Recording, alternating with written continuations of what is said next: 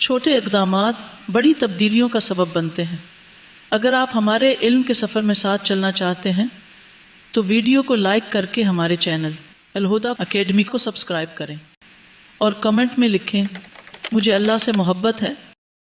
آج کی آیات کا آغاز ہو رہا ہے سورت آیت نمبر 43 سے، اور اپنی نیت کی تجدید کر لیں کہ یا اللہ ہم جو کچھ پڑھیں وہ ہمیں ہمارے لیے فائدہ مند ہو، ہمارے عمل میں آئے اور ہماری زندگی کا حصہ بنے، اور ہماری آخرت میں بھی ہمارے لیے شفاعت کا ذریعہ بنے، اور اس کے ذریعے، اس قرآن کے ذریعے اللہ تعالیٰ ہمیں اپنے مقبول اور محبوب بندوں میں شامل کر لے، اور تمام برائیوں اور فتنوں سے ہماری حفاظت فرمائے، اور ہمارے دین، ایمان، جان، مال، عزت اور آبرو کی ہر طرح سے حفاظت فرمائے، آمین۔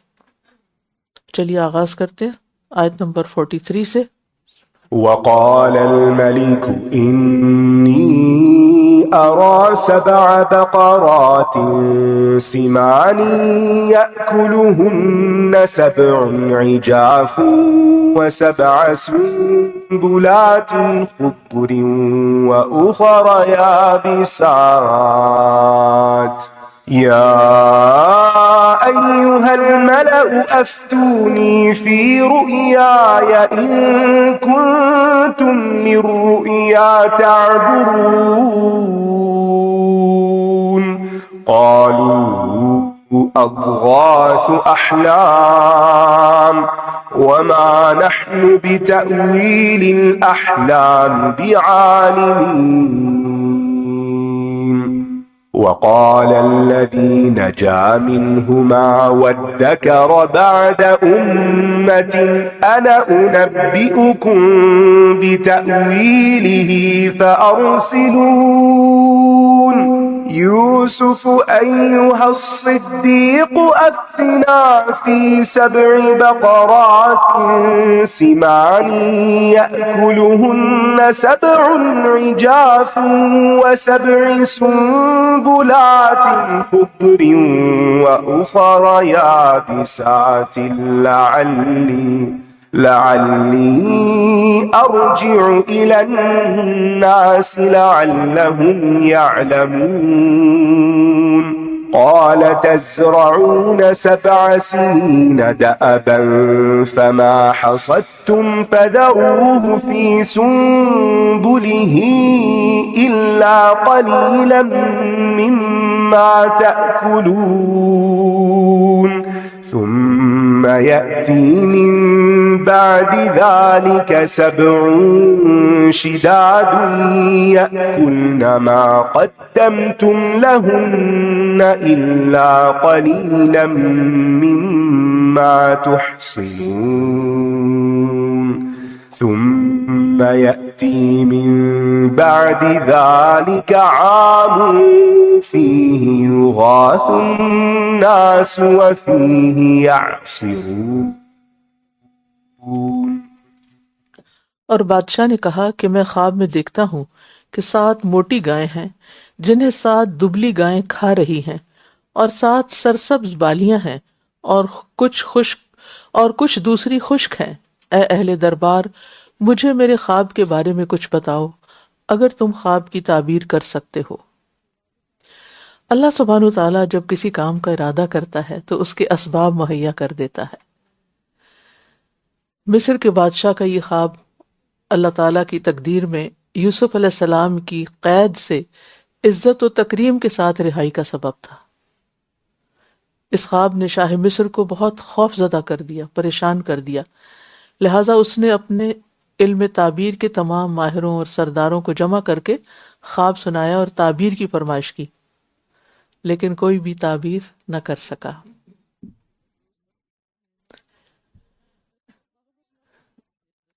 بات یہ ہے کہ چاہے خواب ہوں، چاہے ہمارے خیالات ہوں یا سوچیں ہوں، یہ سب بھی اللہ تعالیٰ کی تدبیر کے تحت کام کرتے ہیں۔ اللہ مدبر ہے نا، ہمارا رب مدبر ہے نا، خالق، مالک، مدبر۔ تو مدبر وہ ہوتا ہے جو تدبیر کرتا ہے۔ تو اللہ تعالیٰ کی تدبیر صرف بادلوں اور بارش برسانے اور لوگوں کو رزق پہنچانے کی حد تک نہیں، بلکہ وہ اللطیف بھی ہے، باریک بین بھی ہے، چھوٹی سے چھوٹی چیز ذرہ ذرہ اس کی تدبیر کے تحت کام کر رہا ہے، حتیٰ کہ ہمارے خیالات بھی اور ہمارے خواب بھی۔ جب اللہ تعالیٰ نے یوسف علیہ السلام کے لیے رہائی کا فیصلہ کیا تو بادشاہ کو خواب دکھا دیا، رات ہے، اندھیرا ہے، سناٹا ہے، سب سو رہے ہیں، سوتے ہوئے اللہ کی تدبیر کام کر رہی ہے، اور وہ کیا دیکھ رہا ہے؟ اپنے ملک کا فیوچر دیکھ رہا ہے، اور اس سے خود یوسف علیہ السلام کا مستقبل بدل جاتا ہے، ان کے حالات بدل جاتے ہیں۔ خواب کس کو آ رہا ہے اور راہیں کس کے لیے ہموار کی جا رہی ہیں؟ اللہ کی تدبیر دیکھیے، اللہ کی تدبیر جیسے کام کرتی ہے ویسے کوئی اور چیز نہیں۔ انہوں نے کہا یہ تو پریشان خواب ہیں اور ہم ایسے خوابوں کی تعبیر جاننے والے نہیں، ہمیں نہیں معلوم۔ اب دیکھیے کہ بڑی بے باکی اور بے ادبی کا جواب تھا یہ۔ حاکم وقت آپ سے سوال کر رہا ہے اور جاہل اس بات کو کہنے میں کوئی عار محسوس نہیں کر رہا کہ یہ تو ایسے ادھر ادھر کے خیالات ہیں۔ تو بات یہ کہ جس شخص کے پاس علم نہیں ہوتا اس کے پاس ادب بھی نہیں ہوتا،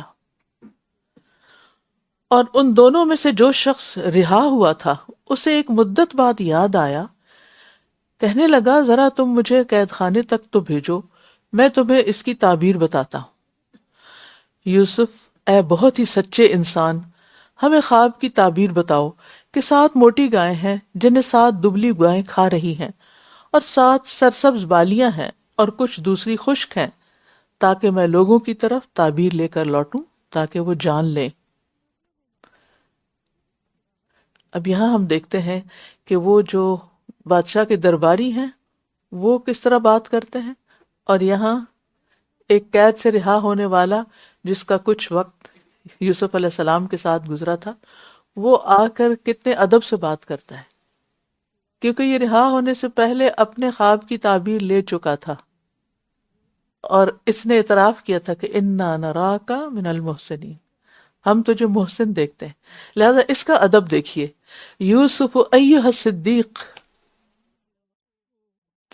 یعنی کس طرح وہ بلاتا ہے، کیسے وہ ادب سے بات کرتا ہے۔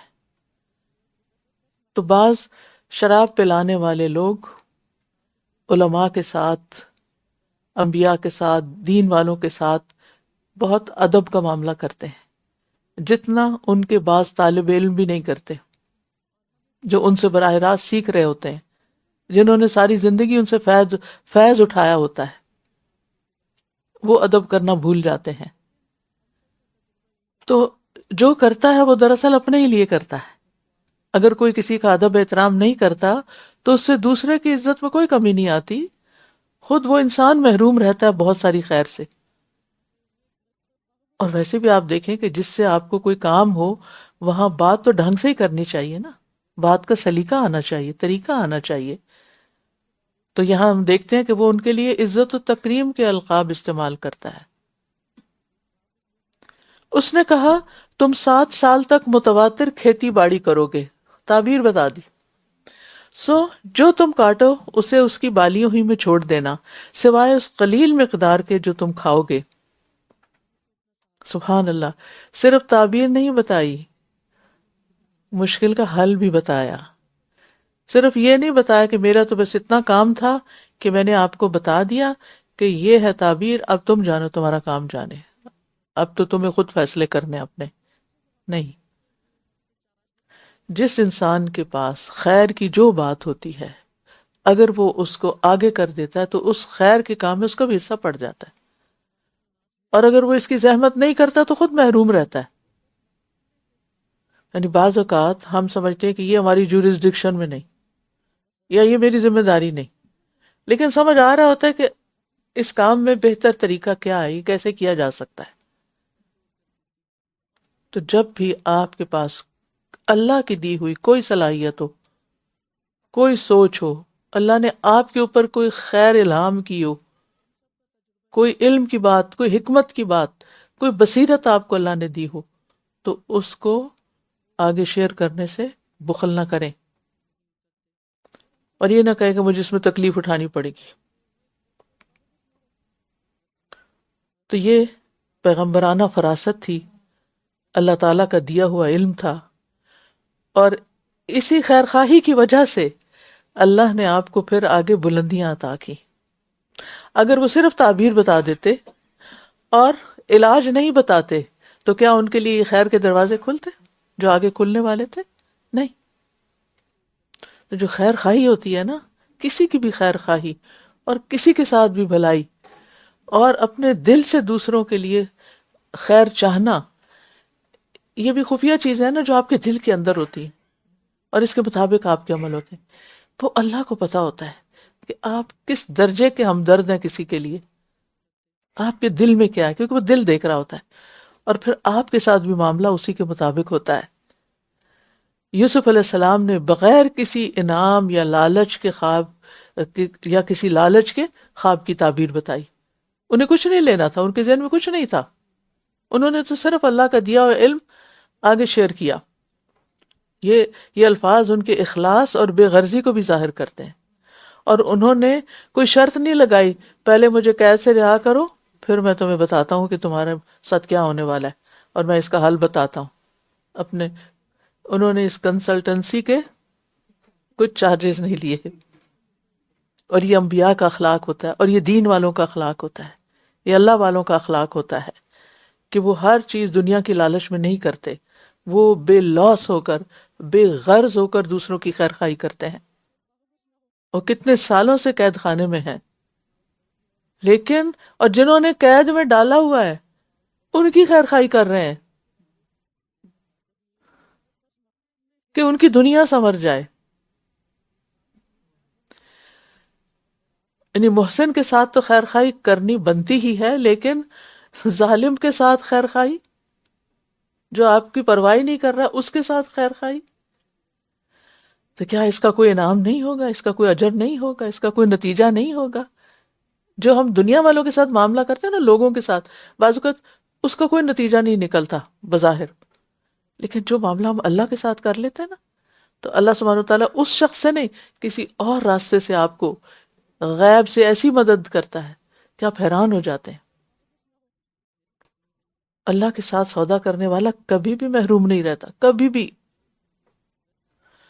کبھی اس کے لیے کچھ کر کے تو دیکھے جو صرف اس کے لیے ہو، بندوں سے کچھ چاہنے کے لیے نہیں، کسی مطلب اور غرض اور کسی فائدے کے لیے نہیں۔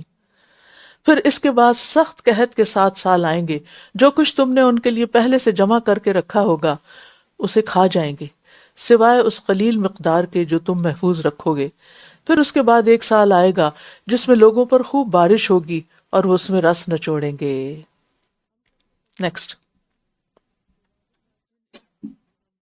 خوشخبری دے دی۔ وقال الملك ائتوني به فلما جاءه الرسول قال ارجع إلى ربك فاسأله ما بال النسوة اللاتي قطعن أيديهن إن ربي بكيدهن عليم قال ما خطبكن إذ راوتن يوسف عن نفسه قلنا حاش لله ما علمنا عليه من سوء قالت امرأة العزيز الآن حصحص الحق أنا راودته عن نفسه وإنه لمن الصادقين ذلك ليعلم أني لم أخنه بالغيب وأن الله لا يهدي كيد الخائنين وما أبرئ نفسي إن النفس لأمارة بالسوء إلا ما رحم ربي إن ربي غفور رحيم وقال الملك ائتوني به أستخلصه لنفسي فلما كلمه قال إنك اليوم لدينا مكين أمين قال اجعلني على خزائن الأرض إني حفيظ عليم وكذلك مكنا ليوسف في الأرض يتبوأ منها حيث يشاء نصيب برحمتنا من نشاء ولا نضيع أجر المحسنين وَلَأَجْرُ الْآخِرَةِ خَيْرٌ لِّلَّذِينَ آمَنُوا وَكَانُوا يَتَّقُونَ۔ اور بادشاہ نے کہا اسے میرے پاس لاؤ، قید سے آزاد کر کے میرے پاس لے آؤ۔ تو جب پیغمبر یوسف کے پاس آیا تو اس نے کہا اپنے آقا کی طرف لوٹ جاؤ، ابھی میں نہیں آتا، اور اس سے پوچھو کہ ان عورتوں کا کیا حال ہے جنہوں نے اپنے ہاتھ کاٹ لیے تھے، بے شک میرا رب ان کی چال سے خوب واقف ہے۔ بادشاہ یوسف علیہ السلام کے علم، بصیرت، خیرخواہی، احسان، ان سب چیزوں سے بہت متاثر ہوا۔ تو ساقی نے جب شاہ کی خدمت میں حاضر ہو کے تعبیر بتائی اور پھر اس غلے کو ذخیرہ کرنے کا طریقہ بتایا جو یوسف علیہ السلام نے ان کو ساتھ ہی بتا دیا، تو بادشاہ قدر و قیمت پہچان گیا کہ یہ تو ایک ہیرا ہے، یہ تو بہت کوئی، یعنی وہ ان کی ورتھ کو محسوس کر گیا۔ ایک قید خانے کے اندر ایک اتنا صاحب بصیرت انسان ہے، اسے تو اس دربار کی رونق ہونا چاہیے اور ملکی معاملات میں اس کے فہم اور بصیرت سے استفادہ کرنا چاہیے، لہذا فوراً حاضر کرنے کا حکم دیا۔ یوسف علیہ السلام کا حسن قید کا سبب بنا، علم رہائی کا سبب بنا، لیکن ہم عام طور پر کس چیز کو ترجیح دیتے ہیں؟ حسن کو۔ مال خرچ کرتے ہیں تو کس پر؟ حسن پہ، علم کے لیے نہیں۔ دنیا میں علم سے بہت برکتیں ملتی ہیں، اور اگر دنیا میں ملتی ہیں تو آخرت میں علم نافع کتنا فائدہ دے گا۔ اور پھر آپ دیکھیے کہ یوسف علیہ السلام کی پاک دامنی اور ان کی یعنی ان کا صبر اور تقوی، رسول اللہ صلی اللہ علیہ وسلم فرماتے ہیں اگر میں اتنی مدت قید خانے میں رہتا جتنی مدت یوسف علیہ السلام رہے، پھر میرے پاس کوئی بلانے والا آتا تو میں ضرور اس کی دعوت قبول کر لیتا، یعنی فوراً نکل کے جاتا۔ لیکن یوسف علیہ السلام نے پہلے کیا چاہا کہ ان کو کلیئرنس ملے کہ ان کے اندر کسی قسم کی کوئی ایسی خرابی نہیں تھی جس کے الزام میں انہیں جیل میں ڈالا گیا۔ پھر آپ دیکھیں کہ یوسف علیہ السلام کی شرافت اور اپنے محسن کی عزت کا خیال، وہ کہتے ہیں کہ ان عورتوں کا کیا حال ہے، یہ نہیں کہا کہ وہ عزیز مصر کی بیوی کا کیا حال ہے، ان کے گھر میں رہے تھے، پن الگ سے نام نہیں لیا، ان عورتوں کا کیا خیال ہے جنہوں نے اپنے ہاتھ کاٹ لیے تھے۔ عزیز مصر کی بیوی نے تو نہیں کاٹے تھے نا، تو قصور تو پہلے وہاں سے شروع، غلطی تو اس کی تھی۔ اب علماء یہ کہتے ہیں کہ عورتوں نے جو ہاتھ کاٹے تھے یہ بھی ایک چال تھی۔ وہ چال کیا تھی؟ یوسف علیہ السلام کو متوجہ کرنے کی کوشش۔ یعنی بعض اوقات لوگ کیا کرتے ہیں، اپنے رسٹ، سمجھ آئی کبھی یعنی کہ سائیکالوجی سمجھ نہیں آتی کہ کچھ بچے اپنے ہاتھ کاٹ لیتے ہیں نا، کہیں نہ خون نکالتے ہیں اپنا، کس لیے، کیوں کرتے ہیں ایسا؟ اٹینشن لینے کے لیے۔ تو ان عورتوں نے بھی یوسف، یعنی کہ ان میں سے ہر ایک فریفتہ ہوگی اور وہ اٹینشن لینے لگی، اور یہ کہ میری طرف یوسف توجہ کرے۔ تو جب یوسف علیہ السلام نے یہ حال دیکھا تو انہوں نے کہا کہ بہتر ہے میں قید خانے میں چلا جاؤں، میں ان عورتوں کے فتنے سے کیسے بچ سکتا ہوں، یعنی پہلے ایک تھی اور اب اتنی ساری جمع ہو گئی۔ اس نے کہا اے عورتوں تمہارا کیا معاملہ تھا؟ بادشاہ نے ان سے پوچھا۔ جب تم نے یوسف کو اس کے نفس سے پھسلانا چاہا تھا، تم نے پھسلانا چاہا تھا، یا چال پتہ چل گئی نا کہ چال تھی، یہ کاٹا جو تھا یہ پھسلانے کے لیے کاٹا تھا. وہ کہنے لگی اللہ کی پناہ، ہم اس میں کوئی برائی نہیں جانتی، یعنی اس کا کوئی قصور نہیں تھا. عزیز کی بیوی کہنے لگی اب تو حق ظاہر ہو گیا ہے، یعنی حقیقت سامنے آ گئی ہے، میں نے ہی اسے اس کے نفس سے پھسلانا چاہا تھا، اور بے شک وہ سچوں میں سے ہے.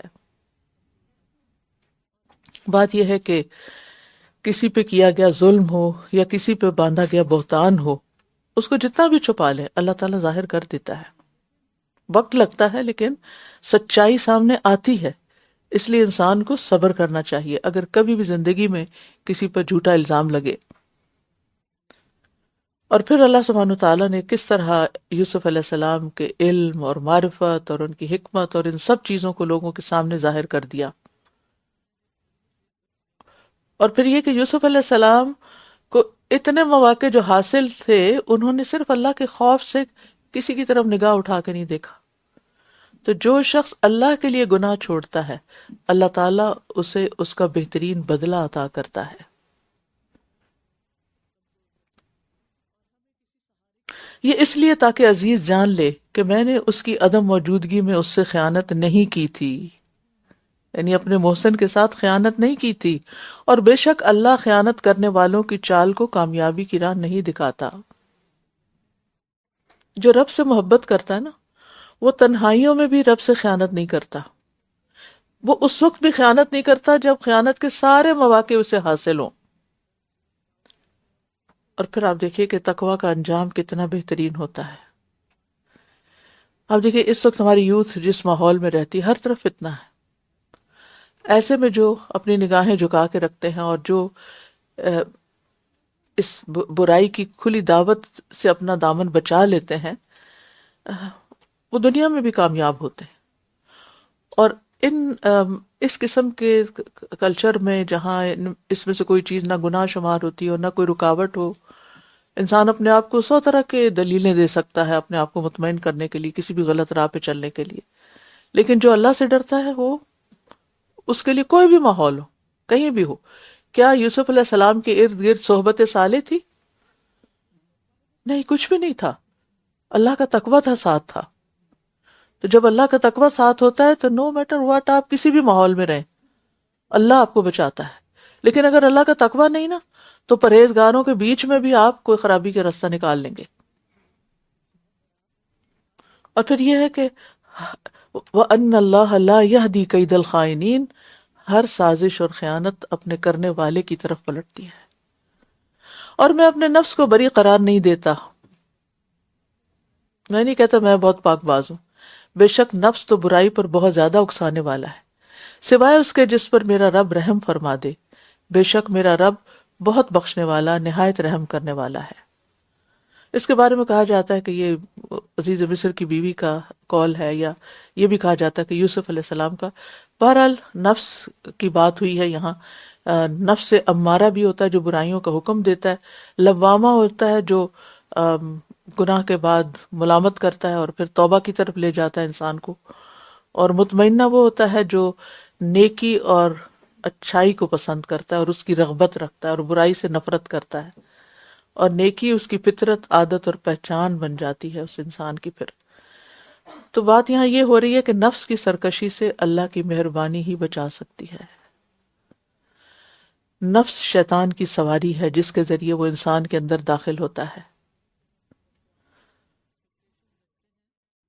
حق میں کڑواہٹ بھی ہوتی ہے اور باطل میں کچھ مٹھاس ہوتی ہے، جبکہ نفس میں خواہشات ہوتی ہیں تو وہ پھر باطل کی طرف لپک جاتی ہیں.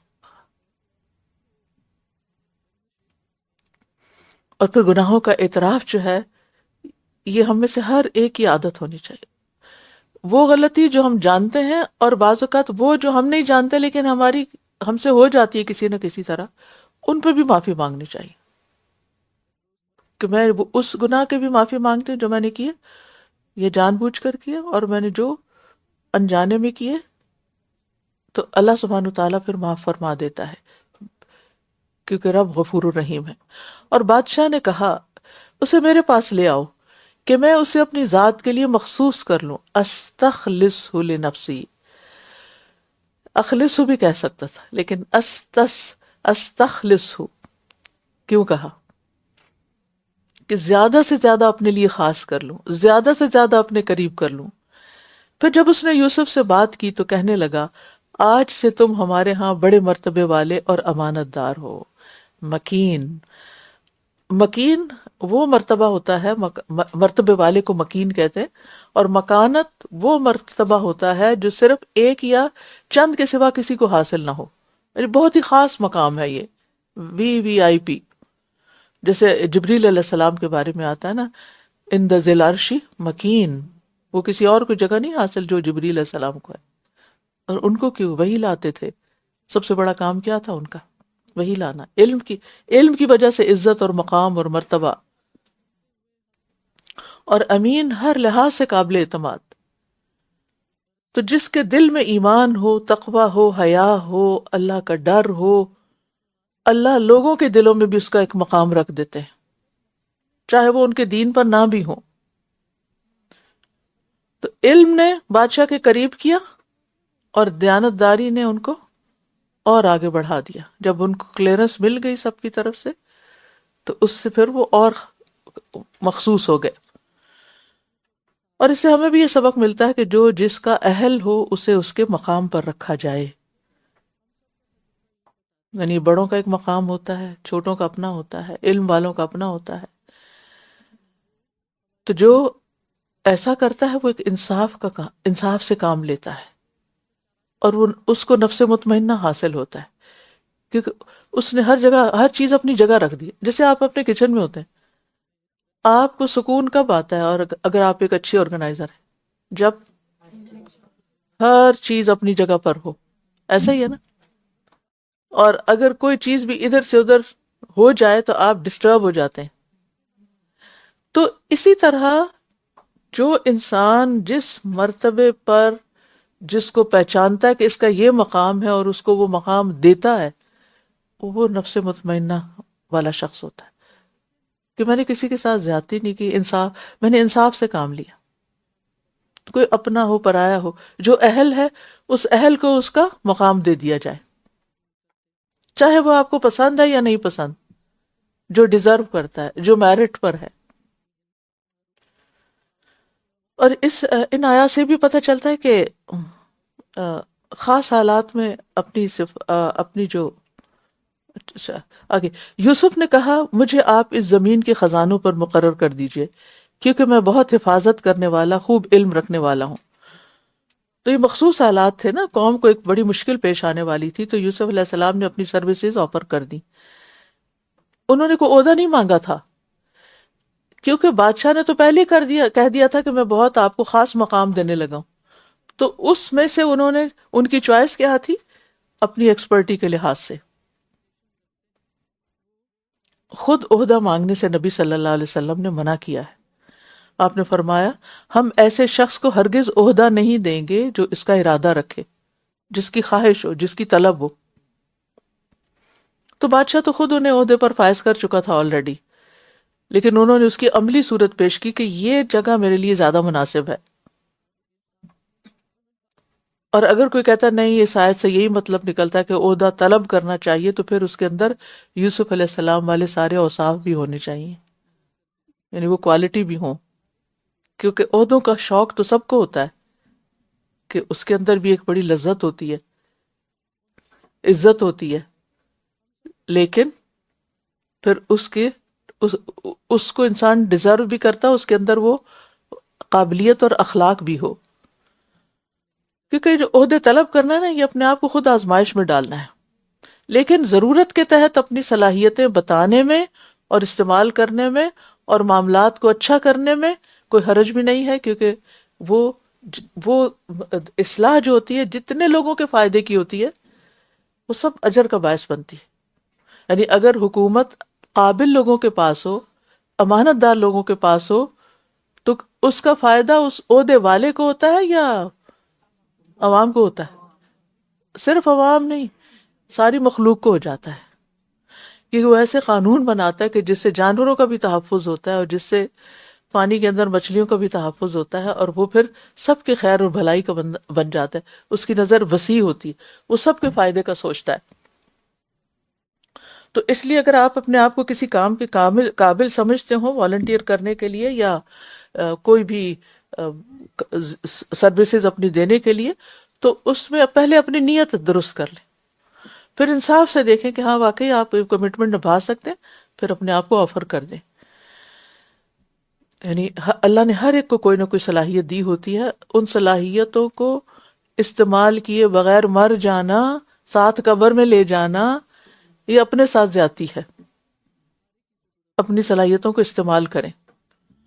اور اگر اللہ نے آپ کو کوئی لیڈرشپ کا مقام دیا ہے تو پھر اس کے لیے آپ کے اندر جو بنیادی صفات ہونی چاہیے وہ سب سے پہلے علم، پھر حفاظت، پھر طاقت، پھر امانت، جو یہاں سے ہمیں پتہ چلتی ہے. اس کے علاوہ بھی کوالٹیز ہوتی ہیں لیکن یہ تو لازماً ہونی چاہیے.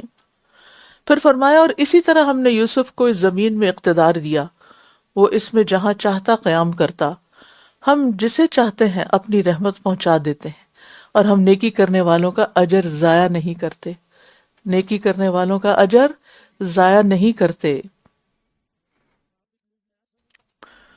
یعنی محسن وہ ہوتا ہے جو تکلیف دہ تقدیر پر یقین کرتے ہوئے، یعنی کہ اللہ کی طرف سے یہ فیصلہ، اپنے اخلاق میں، اپنے رویے میں بھلائی اختیار کرتا ہے.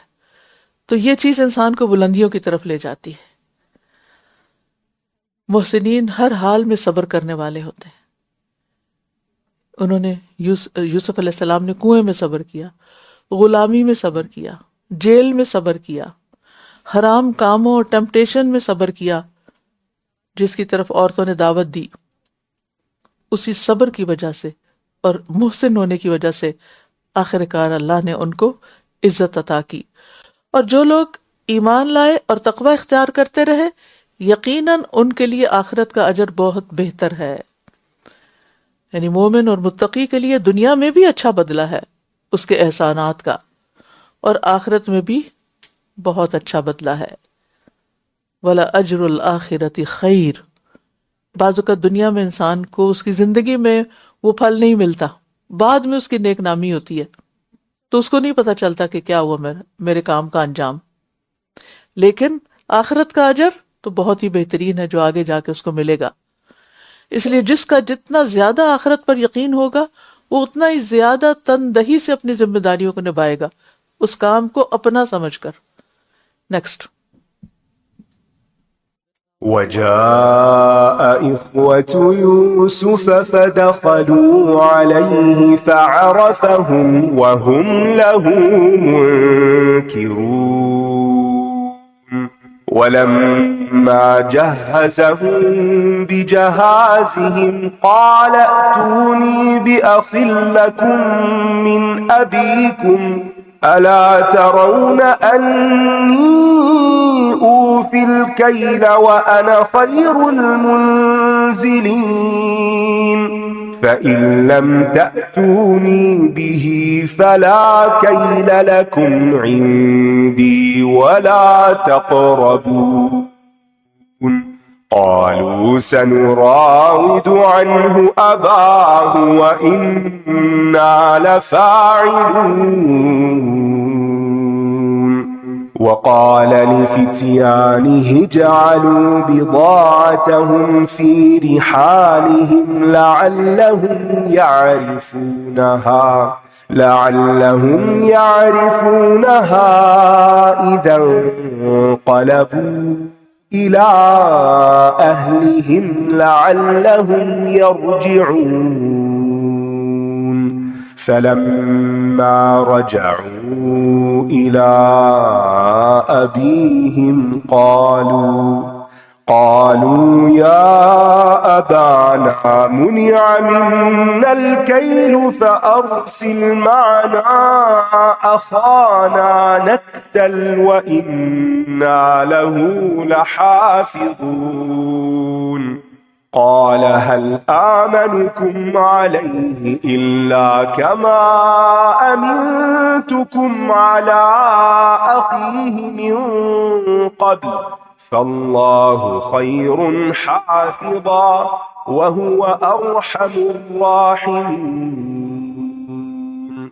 ولما فتحوا متاعهم وجدوا بضاعتهم ردت إليهم قالوا يا أبانا ما نبغي هذه بضاعتنا ردت إلينا ونمير أهلنا ونحفظ أخانا ونزداد كيل بعير ذلك كيل يسير قال لن أرسله معكم حتى تؤتون موثقا من الله لتأتونني به إلا أن يحاط بكم فلما آتوه موثقهم قال الله على ما نقول وكيل وقال يا بني لا تدخلوا من باب واحد وادخلوا من أبواب متفرقة وما أغني عنكم من الله من شيء إن الحكم إلا لله عليه توكلت وعليه فليتوكل المتوكلون ولما دخلوا من حيث أمرهم أبوهم ما كان يغني عنهم من الله من شيء إلا حاجة في نفس يعقوب قضاها وإنه لذو علم لما علمناه ولكن أكثر الناس لا يعلمون. اور یوسف کے بھائی مصر آئے، پھر جب اس کے پاس داخل ہوئے تو اس نے انہیں پہچان لیا جبکہ وہ اس سے انجان رہے. ظالم اپنا ظلم بھول جاتا ہے لیکن مظلوم نہیں بھولتا، نہ ظلم بھولتا ہے نہ ظالم کی شکل بھولتا ہے.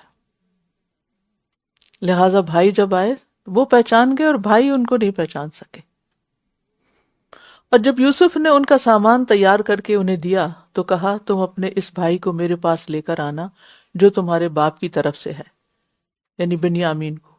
کیا تم دیکھ نہیں رہے کہ میں پیمانہ پورا پورا بھر کر دیتا ہوں اور میں بہترین مہمان نواز بھی ہوں. وہ اپنی ضرورت سے آئے تھے، غلہ لینے کے لیے آئے تھے اور یہ ان کی مہمان نوازی بھی کر رہے ہیں. کتنا بڑا اخلاق ہے. یعنی ہم کس کی مہمان نوازی کرتے ہیں؟ جو ہمارا کوئی جاننے والا ہو، جو جتنا پیارا ہو بس اس کا ہم خیال رکھیں گے. اور اگر کوئی اجنبی آ گیا اور اگر کوئی ضرورت مند آ گیا، کوئی قرضہ لینے آ گیا تو اس کو پانی کا گلاس بھی نہیں پوچھیں گے، ہم کہیں گے کہ یہ تو بس اپنے کام سے آیا تھا. اور یہاں پر وہ ان کے کھانے پینے اور رہنے کا بھی انتظام کیے ہوئے ہیں، حالانکہ قحط کا موقع ہے، یعنی کہ بہت وافر ہے ہر چیز، پھر بھی تنگی کے باوجود بھی، کیونکہ مہمان نوازی انبیاء کی سنتوں میں سے ہے اور ہماری امت کے لیے ایمان کا حصہ ہے. نبی صلی اللہ علیہ وسلم نے فرمایا جو شخص اللہ اور آخرت کے دن پر ایمان رکھتا ہے، جو شخص اللہ اور آخرت کے دن پر ایمان رکھتا ہے اسے چاہیے کہ اپنے مہمان کی عزت کرے. خوب خدمت اور خاطر مدارت 1 دن رات ہے اور مہمانی 3 دن تک ہوتی ہے، اس کے بعد جو کیا جائے وہ صدقہ ہے. تو کسی کے ساتھ بھی حسن سلوک کرنے سے پہلے یہ نہ دیکھیں یہ کون ہے. جو مزاج کے اچھے لوگ ہوتے ہیں نا، ان کو کوئی لبادہ چڑھانے کی ضرورت نہیں ہوتی، اپنے اوپر لبادہ اوڑھنے کی ضرورت نہیں ہوتی. وہ جو ملے گا، جس کو دیکھیں گے، جہاں ہوں گے، سب کے ساتھ اچھے ہوں گے. کیوں؟ کیونکہ وہ خود اچھے ہیں. جو خود اچھا ہوتا ہے نا وہ سب کے ساتھ بھی اچھا ہوتا ہے. اور جس کا مزاج بگڑا ہوا اور مزاج خراب ہو تو وہ اپنے گھر میں اپنوں کے ساتھ بھی اچھا نہیں ہوتا. لیکن مزاج بھی آپ کیسے ٹھیک کر سکتے ہیں؟ جب آپ کا ارادہ ہو کہ میں نے ٹھیک ہونا ہے، ورنہ کسی کی نصیحتوں سے ٹھیک نہیں ہوتا یہ مزاج. اور جس کا مزاج بگڑا ہوا ہو وہ اپنا نقصان خود کرتا ہے، کوئی اس کے قریب نہیں پھٹکتا، کوئی اس کو پوچھنا نہیں چاہتا۔ پھر اگر تم اسے میرے پاس نہ لائے تو میرے پاس تمہارے لیے نہ کوئی پیمانہ ہوگا اور نہ ہی تم میرے قریب آنا۔ انہوں نے کہا ہم اس کے والد کو اس کے بارے میں ضرور آمادہ کریں گے، اور بلا شبہ ہم ایسا کرنے والے ہیں۔ اور اس نے اپنے غلاموں سے کہہ دیا کہ ان کی رقم ان کے سامان سفر ہی میں رکھ دو، تاکہ جب یہ اپنے گھروں کی طرف لوٹ کر جائیں تو اسے پہچان لیں، ہو سکتا ہے یہ دوبارہ آئیں۔ یوسف علیہ السلام نے بھائیوں سے غلے کی قیمت لینا پسند نہیں کی، اور بعض مفسرین کہتے ہیں کہ رقم کی واپسی سے ان کا دوسرا مقصد یا یعنی سیکنڈ لیئر یہ تھی کہ وہ بھائیوں سے غلے کی قیمت لینا پسند نہیں کر رہے تھے کہ اپنوں سے کیا قیمت لینی۔ پھر جب وہ اپنے والد کے پاس لوٹ کر گئے تو کہنے لگے اے ابا جان، ہم سے پیمانہ روک دیا گیا ہے، آپ ہمارے بھائی کو ہمارے ساتھ بھیج دیں کہ ہم ناپ بھر کر غلہ لائیں اور ہم ضرور اس کی حفاظت کریں گے۔ آپ ہمارے بھائی کو ہمارے ساتھ بھیج دیں کہ ہم ناپ بھر کر غلہ لائیں اور ہم ضرور اس کی حفاظت کریں گے۔ اب آپ دیکھیے کہ ان کو والد سے کچھ مفاد تھا، مطلب تھا، آگے فائدہ ملنا والا تھا، لہٰذا اب انداز بھی ذرا اچھا ہو گیا۔ تو کچھ لوگ ایسے ہی ہوتے ہیں، مطلب کے وقت ان کا اخلاق بہت اچھا ہو جاتا ہے، اور جب مطلب پورا ہو جاتا ہے تو پھر وہ پہچانتے بھی نہیں آپ کو۔ یعنی جب ان کے لیے فائدہ تھا تو کہا اخانا، اور جب فائدہ ختم ہو گیا تو کہنے لگے ابنک۔ یعقوب نے کہا کیا میں اس کے معاملے میں تم پر اعتبار کر لوں جیسے میں نے اس سے پہلے اس کے بھائی کے معاملے میں تم پر اعتبار کیا تھا؟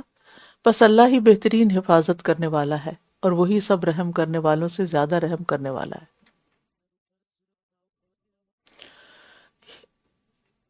اب دیکھیں، یعقوب علیہ السلام نے جب بیٹے کو اللہ کی حفاظت میں دیا تو پہلا بیٹا بھی مل گیا، بھیجا، کہا اللہ ہی کی حفاظت میں، اللہ بہترین حفاظت کرے گا۔ ہم بھی یہ اخلاق سیکھ لیں۔ ہمیں یہ نہیں سوچنا چاہیے کہ بچے ہماری مٹھی میں رہیں گے، ہمارے پاس رہیں گے تو پھر ہی وہ کسی قابل بنیں گے، نہیں، اللہ کی حفاظت میں دے، اپنا ذمہ داری پوری کریں، باقی اللہ پہ معاملات چھوڑیں اور خود ریلیکس ہوں۔ ہر وقت ٹینس ہونے سے کچھ بھی درست نہیں ہوتا۔ اور ویسے بھی یہ ہے کہ والدین کی جو نیکی ہوتی ہے اس کی برکت اولاد پہ ظاہر ہوتی ہے۔ تو اگر ہم اللہ کے احکامات کی پابندی کر رہے ہیں تو پھر اولاد کے بارے فکر نہ کریں۔ حضرت عمر بن عبدالعزیز نے مرتے وقت اپنے بچوں کے لیے کچھ نہیں چھوڑا تھا، لیکن اللہ سبحانہ و تعالیٰ نے ان کے بچوں میں سے ایک ایک کو بانٹنے والا بنا دیا۔ اور اس کے برعکس وہ جو وقت کا بادشاہ تھا، اس نے بہت کچھ چھوڑا اور وہ بعد میں کنگال ہو گئے۔ پھر یہ ہے کہ ہمیں اپنی نعمتوں کو اللہ کی حفاظت میں دینا چاہیے، نہ صرف اولاد کو بلکہ جو کچھ بھی ہے ہمارے پاس، کیونکہ ہمیں خوف کس چیز کا ہوتا ہے؟ یہ چوری نہ ہو جائے، یہ ضائع نہ ہو جائے، یہ اس کا پتہ نہیں کیا بنے گا، اس کا کیا۔ اللہ کی امان، اللہ آپ کی طرف، آپ کے پاس، کیونکہ جس کی حفاظت اللہ کرے اسے تمام دنیا بھی مل کر نقصان نہیں دے سکتی۔ اور جب انہوں نے اپنا سامان کھولا تو اس میں اپنی رقم پائی جو ان کی طرف لوٹا دی گئی تھی۔ وہ کہنے لگے اے ہمارے ابا جان، ہمیں اور کیا چاہیے؟ یہ ہے ہماری رقم جو ہمیں لوٹا دی گئی ہے، اور ہم اپنے گھر والوں کے لیے غلہ لائیں گے، ہم اپنے بھائی کی حفاظت کریں گے، اور ایک اونٹ کا بوجھ مزید لے آئیں گے۔ یوں اتنی مقدار میں غلہ لانا بہت آسان ہے۔ ابھی ایکسائٹیڈ ہو گئے وہ سب دیکھ کر۔ یعقوب علیہ السلام نے کہا، یعقوب نے کہا میں اسے ہرگز تمہارے ساتھ نہیں بھیجوں گا جب تک تم مجھے اللہ کی طرف سے پختہ وعدہ نہ دے دو کہ تم ضرور اسے میرے پاس واپس لاؤ گے، مگر یہ کہ تم سب کو گھیر لیا جائے۔ پھر جب انہوں نے اسے اپنا پختہ وعدہ دے دیا تو اس نے کہا کہ جو کچھ ہم کہہ رہے ہیں اللہ اس پر نگہبان ہے۔ اور یعقوب نے کہا اے میرے بیٹو، تم سب شہر میں ایک دروازے سے داخل نہ ہونا، بلکہ الگ الگ دروازوں سے داخل ہونا، اور میں اللہ کی طرف سے آنے والی کسی چیز سے تمہیں نہیں بچا سکتا۔ حکم تو صرف اللہ ہی کا چلتا ہے۔ ایک نبی کہہ رہے ہیں حکم تو صرف اللہ ہی کا چلتا ہے، اسی پر میں نے توکل کیا، اور اسی پر توکل کرنے والوں کو توکل کرنا چاہیے۔ وہ کہتے ہیں وما غنی عنکم من اللہ من شیء، میں تقدیر الہی کو نہیں روک سکتا، جو ہونا ہے وہ تو ہو کے رہے گا. یہ بات نہیں ہمیں سمجھ آتی. جو ہونا ہے وہ ہو کر رہے گا. ہمارے خوف کھانے سے، پریشان رہنے سے، بے چین ہونے سے، انگزائٹی کا شکار ہونے سے اس نے نہیں بدلنا. ہاں ہم تدبیر کر سکتے، جیسے انہوں نے بچوں کو تدبیر بتائی، اکٹھے نہیں داخل ہونا. کہا جاتا ہے کہ ان کو یہ اندیشہ تھا کہ نظر نہ لگ جائے، تو نظر کا لگنا بھی برحق ہے اور اس کی بری تاثیر بھی ہوتی ہے اور اس سے بیماریاں بھی لگتی ہیں. رسول اللہ صلی اللہ علیہ وسلم نے فرمایا اللہ کی قضاء اور قدر کے بعد نظر بد ہی میری امت کے اکثر لوگوں کی موت کا سبب بنتی ہے. نظر سے کچھ ریز نکلتی ہیں جو جا کے دوسرے کو متاثر کرتی ہیں. اس کی وجہ حسد بھی ہو سکتی ہے اور اس کی وجہ تعجب بھی ہو سکتا ہے، اور کسی آنکھ میں زیادہ تاثیر ہوتی ہے اور کسی میں کم ہوتی ہے. کچھ لوگوں کی زیادہ لگتی ہے، کچھ کی کم لگتی ہے. اور آج کے سیناریو میں آپ دیکھیں کہ جیسے ریز کے ساتھ پتھر توڑ دیے جاتے ہیں، تو اسی طرح نظر کے ساتھ بھی انسان کے اندر بہت کچھ ڈسٹرکشن ہو سکتی ہے. اس لیے کوئی چیز اچھی لگے تو برکت کی دعا دینی چاہیے، اور اپنی چیز بھی کوئی اچھی لگے تو اس وقت بھی ماشاء اللہ پڑھنا چاہیے. اور اگر محسوس ہو کہ نظر لگی ہے تو علاج بھی کرنا چاہیے. نظر بد کا کارڈ موجود ہے، اس میں سارا طریقہ لکھا ہوا ہے. اور یہ انسان کو یاد رکھنا چاہیے کہ تدبیر بھی تبھی کام آتی ہے جب اللہ کو منظور ہو. اور پھر توکل کے ذریعے ہر مطلوب اور مقصود کو حاصل کر سکتے ہیں. اور دنیاوی اسباب اختیار کرنے میں کوئی حرج نہیں ہوتا، لیکن اسباب جب فائدہ دیتے ہیں جب اللہ چاہتا ہے. اور بھروسہ بھی اسی وقت مکمل ہوتا ہے جب اس کے ساتھ اسباب اختیار کیے جائیں. تو ہر کسی بھی تکلیف اور پریشانی سے بچنے کے لیے مناسب تدابیر اختیار کرنی چاہیے. اور جب وہ شہر میں داخل ہوئے جہاں سے ان کے والد نے انہیں حکم دیا تھا، تو یہ تدبیر انہیں اللہ کی مشیت کے مقابلے میں کچھ کام نہ آئی، سوائے اس کے کہ یعقوب کے دل میں ایک خیال آیا تھا جسے اس نے پورا کر لیا، اور بے شک وہ صاحب علم تھا. یہ کون سرٹیفکیٹ دے رہا ہے؟ وہ صاحب علم تھا اس بنا پر جو ہم نے اسے سکھایا تھا. لیکن اکثر لوگ نہیں جانتے. تو جو صاحب علم کون ہوتا ہے؟ کس کو کہیں گے صاحب علم؟ جو وہ سیکھے جو اللہ کی طرف سے آیا ہے، قرآن و سنت کا علم حاصل کرے. اللہ کی نگاہ میں وہ صاحب علم ہے، اور پھر اس پر عمل کرنے والا بھی ہو. تو یہاں ہم دیکھتے ہیں کہ یعقوب علیہ السلام ایک فادر ہونے کی حیثیت سے اپنے بچوں کی بہترین پیرنٹنگ کر رہے ہیں، اور ان کو کچھ ٹپس دے رہے ہیں، کچھ سکھا رہے ہیں کہ سفر پہ کیا کرنا ہے. تو اولاد کو بھی اپنے والدین کی اطاعت کرنی چاہیے، ان سے مشورہ کرنا چاہیے، کچھ چیزوں کو کرنے سے پہلے ان سے اجازت لینی چاہیے، کیونکہ والدین سب سے زیادہ خیر خواہ ہوتے ہیں اور ان کے مشورے بڑے ہی کام کے ہوتے ہیں، ان کو اگنور نہیں کرنا چاہیے. نیکسٹ. ولما دخلوا على يوسف آوى إليه أخاه قال إني أنا أخوك فلا تبتئس بما كانوا يعملون فلما جهزهم بجهازهم جعل السقاية في رحل أخيه ثم أذن مؤذن أيتها العير إنكم لسارقون قالوا وأقبلوا عليهم ماذا تفقدون قالوا نفقد صواع الملك ولمن جاء به حمل بعير وأنا به زعيم قالوا تالله لقد علمتم ما جئنا لنفسد في الأرض وما كنا سارقين قالوا فما جزاؤه إن كنتم كاذبين قالوا جزاؤه من وجد في رحمه فهو جزاؤه كذلك نجزي الظالمين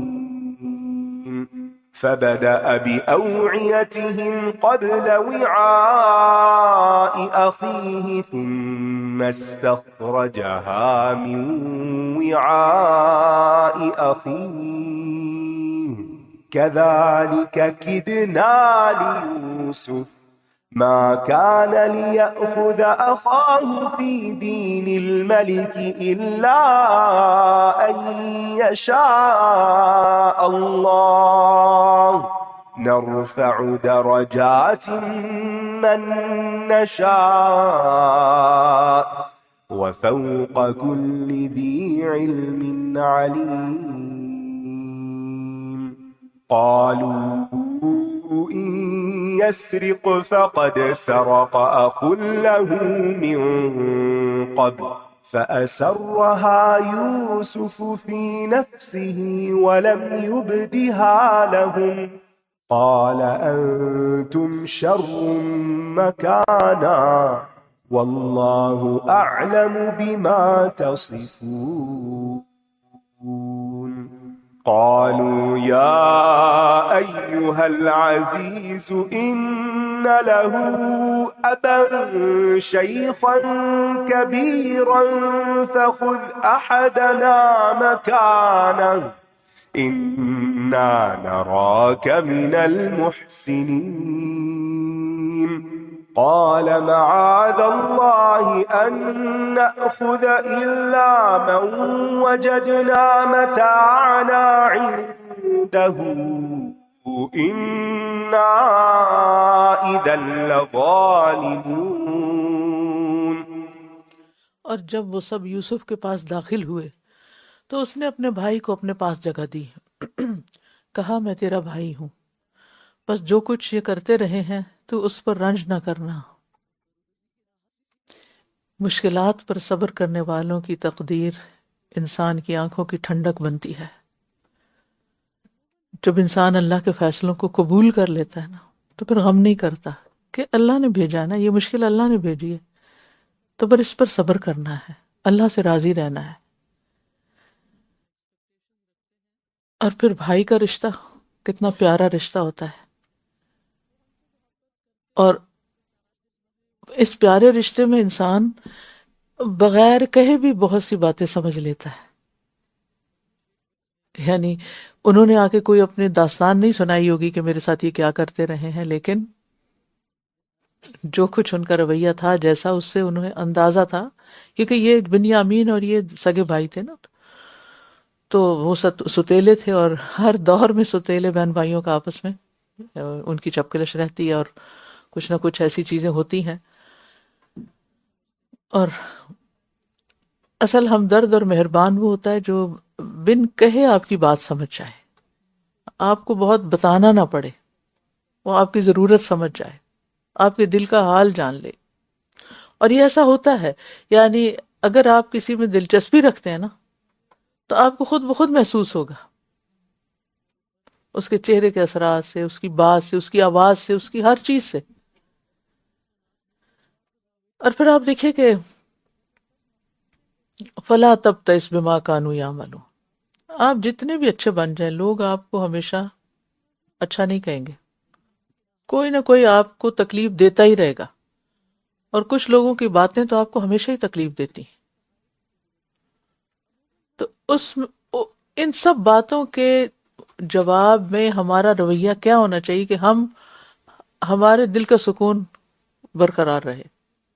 لا تبتئس، یعنی لا تبتئس کا لفظ جو ہے نا، اسے اپنے لیے پکا کر لیں. میں نے نہیں دکھی ہونا. جب کوئی آپ کو تیر آ کے لگے فوراً مرہم پٹی کر لیں، فوراً علاج کریں، فوراً اللہ کی طرف رغبت کریں. اور اپنے آپ کو دوبارہ واپس نارمل کر لیں اور ریجیکٹ کریں اس کو، یعنی اس بات کو، اس خیال کو، اس تکلیف کو کہ نہیں مجھے نہیں چاہیے، اور اپنے ذہن کو اتنا زیادہ کسی اور چیز کی طرف مشغول کریں کہ وہ چیز باقی نہ رہے. ورنہ بہت دفعہ صرف لوگوں کی باتیں ہی انسان کی زندگی کو روئن کر دینے کے لیے کافی ہوتی ہیں، اور آپ پھر کسی کام کے قابل نہیں رہتے. تو اس سے آپ نے ان تیروں سے آپ نے اپنے آپ کو بچا کے رکھنا ہے.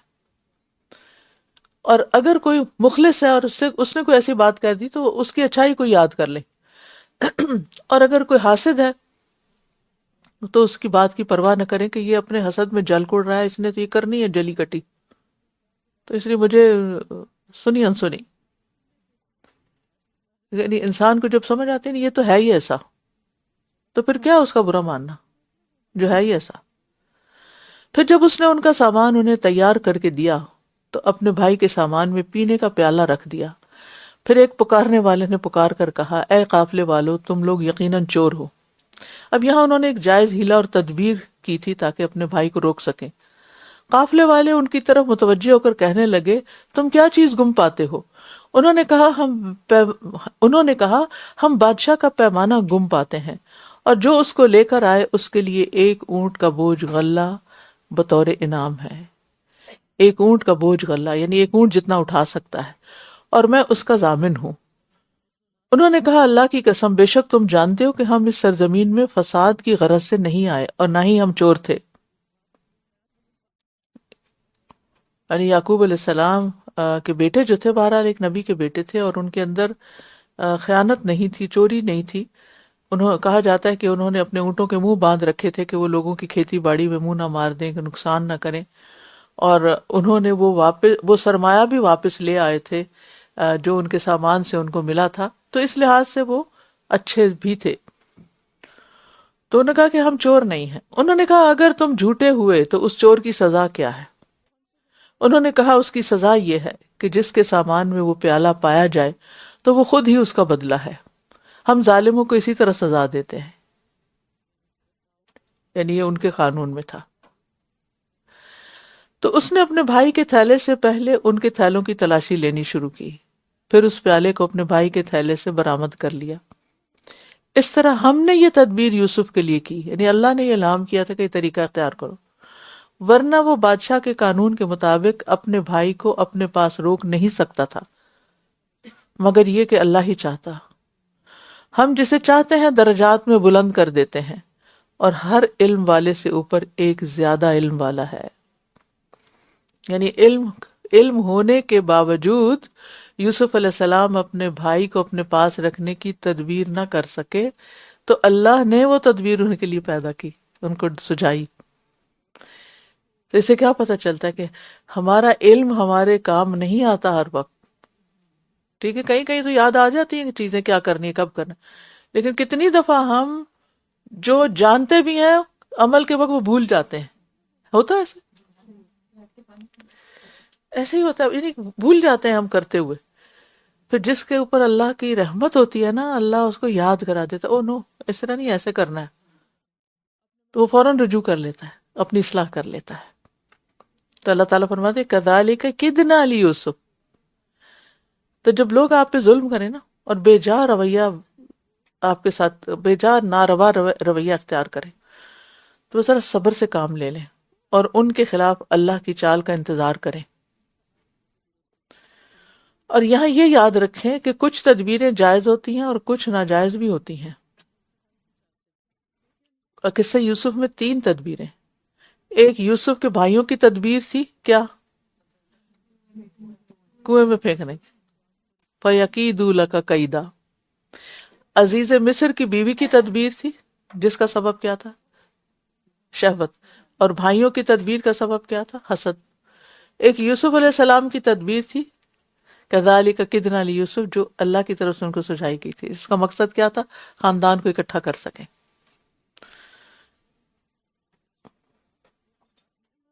تو اللہ تعالیٰ کی تدبیر 2 طرح کی ہوتی ہے. ٹھیک ہے، اللہ تعالیٰ کو ایسا کام کرتا ہے جو اس شخص کی قدرت سے باہر ہوتا ہے، جس کے خلاف تدبیر ہو رہی ہو. جیسے اللہ تعالیٰ نے یوسف علیہ السلام کے بھائیوں کو یہ بات سمجھائی، وَمَن وُجِدَ فِي رَحْلِهِ فَهُوَ جَزَاؤُهُ، اور یہ اللہ تعالیٰ کی طرف سے یوسف علیہ السلام کے حق میں ایک بات جا رہی تھی جو ان کے بس سے باہر تھی، یعنی یوسف علیہ السلام خود نہیں کر سکتے تھے. یا پھر اللہ تعالیٰ کسی بندے کو کسی مستحب عمل کی توفیق دے دیتا ہے جو اسے اچھے مقصد تک پہنچا دیتا ہے. تو یوسف علیہ السلام کے لیے اللہ کی تدبیر ان دونوں قسموں پر مشتمل تھی. نرفع درجات من نشاء، تو اللہ تعالیٰ جس سے محبت کرتا ہے اس کو فہم، اس کو علم، فہم، حکمت، بصیرت عطا کرتا ہے. تو جب آپ اللہ سے اس کا فضل مانگے نا تو یہ چیزیں ذہن میں رکھا کریں کہ اللہ مجھے یہ سارا کچھ دے. یہ دنیا کی ہر دولت سے قیمتی چیز ہے. اور پھر یہ بھی یاد رکھے کہ ہر علم والے کے اوپر ایک اور علم والا ہے. یہ کسی کا بھی علم ایبسولوٹ نہیں ہے. اور ایمان اور علم کے مطابق درجات اور مقام بلند ہوتا ہے. نرفع درجات من نشاء. بھائیوں نے کنویں کے اندر اندھیرے کنویں میں پھینکا، درجات کی بجائے درکات میں گئے، اور اللہ سبحانہ و تعالیٰ نے ان کو تخت پر بٹھا دیا، بلندی عطا کر دی. کسی کے نہ چاہنے سے کیا ہوتا ہے؟ کچھ نہیں ہوتا. یا کسی کے برا چاہنے سے کیا ہوتا ہے؟ کچھ بھی نہیں ہوتا. وہ کہنے لگے اگر اس نے چوری کی ہے تو اس کے بھائی نے بھی اس سے پہلے چوری کی تھی. یوسف اس بات کو اپنے دل میں چھپا گیا اور اسے ان پر ظاہر نہ کیا. عقل مند لوگ ایسے ہی ہوتے ہیں، بعض اوقات بہت کچھ جانتے ہوئے بھی انجان بنے رہتے ہیں، اور جو بے وقوف ہوتے ہیں وہ نہیں بھی جانتے تو بڑھ بڑھ کے بولتے رہتے ہیں. دل میں کہا تم بدتر مقام پر ہو، اور جو تم بیان کر رہے ہو اسے اللہ خوب جانتا ہے. اب بات یہ ہے کہ آزمائش الفاظ سے بھی ہوتی ہے. مومن کو تکلیف دہ الفاظ کے ساتھ بھی آزمایا جاتا ہے. یہ بات لکھ لیں، جب آپ کو کسی کے الفاظ تکلیف دیں، کسی کا لہجہ تکلیف دے، کسی کا رویہ تکلیف دے، یعنی بات کرنے کا انداز تکلیف دے، تو سوچیں یہ اللہ کی طرف سے ایک آزمائش آ گئی ہے، میری کوئی اصلاح مطلوب ہے. لوگوں کی باتیں توڑ کے رکھ دیتی ہیں نا کہ نہیں، آپ کا سارا کانفیڈنس شیٹر ہو جاتا ہے.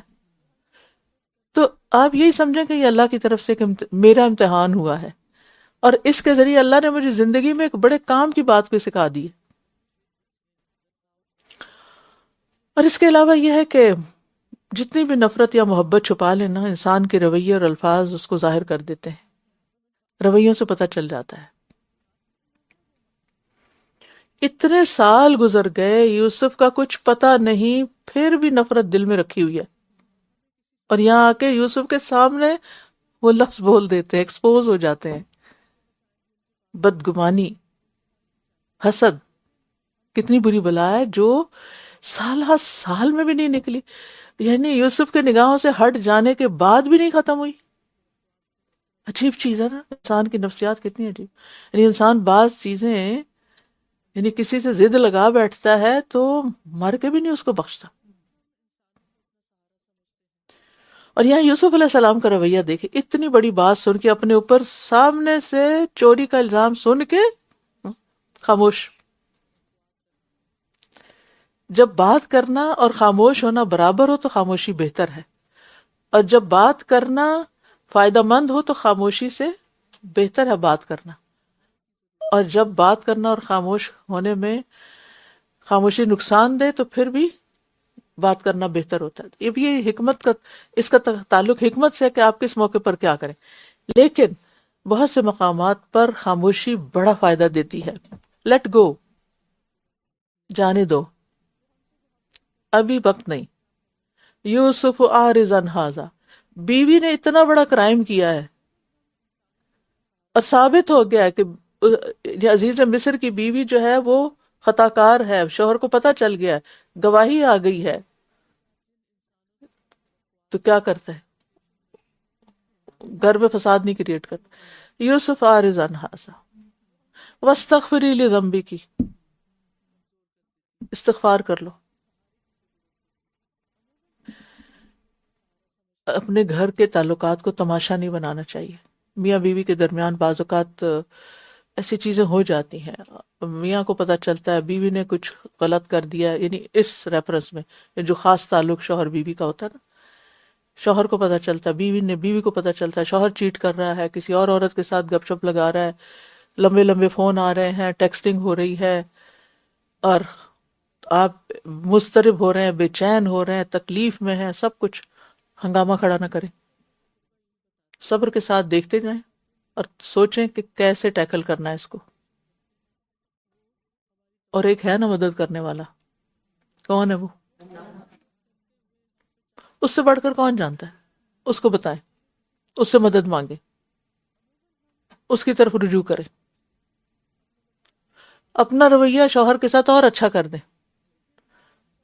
کیونکہ عورتیں اس میں الٹ کرتی ہیں اور برا رویہ کرتے، لہٰذا اس کو تو مزے مزے کی کہانیاں چاہیے کسی اور سے، تو وہ تو بالکل ہی ابینڈن کر دیتا ہے پھر اس اپنی بیوی کو، کیونکہ اسے تو سکون چاہیے نا. مرد کو سکون چاہیے ہوتا ہے، بیوی سکون کے لیے ہوتی ہے. وہ قرآن میں بھی آتا ہے لیسکن الیہا، جوڑا اللہ نے اس لیے بنایا، اور اس میں مرد کو زیادہ اٹینشن چاہیے ہوتی، بیوی کو محبت چاہیے ہوتی، لیکن اب جب اس کو نہیں ملتی نا تو وہ کہیں اور تلاش کرنے لگتا ہے. تو وہ ویکیوم نہ آنے دیں، دل سے اترا ہوا بھی نا تب بھی اظہار کرتے رہیں تاکہ گھر کی زندگی سموتھ رہے.